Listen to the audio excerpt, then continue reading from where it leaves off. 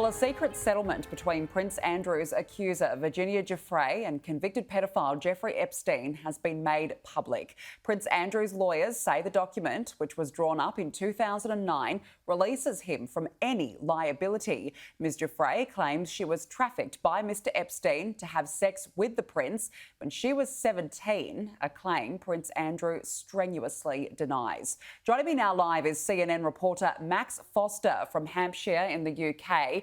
Max, good morning. Thank you for joining us. The deal between Epstein and Giuffre has, of course, been released. What are the key details?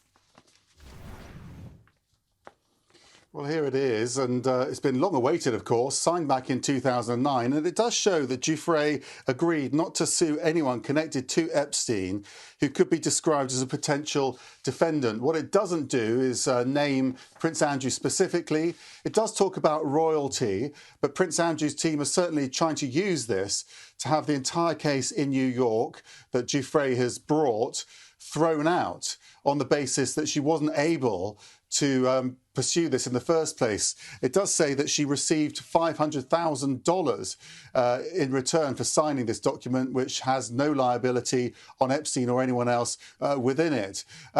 Today, Prince Andrew's team aren't saying anything. There is a hearing tomorrow in New York where the judge will rule whether or not this is enough to have the case thrown out. So that's a really critical hearing. It's all academic, really, the debate around this, because what's that judge finally decides, which is really the important thing here.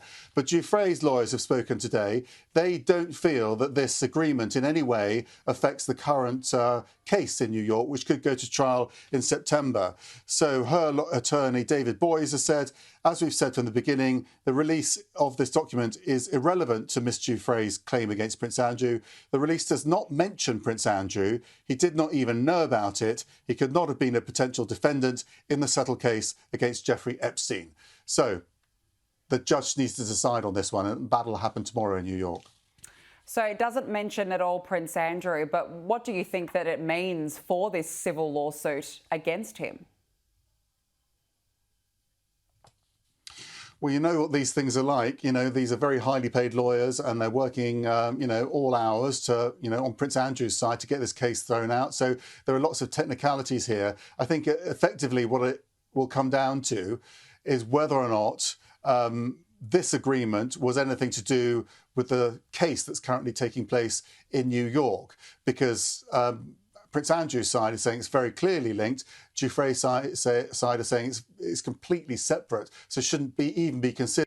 So I think it's a case of whether or not this agreement should be considered in the current case. So the judge will have to decide that first, and whether or not it disqualifies this entire case.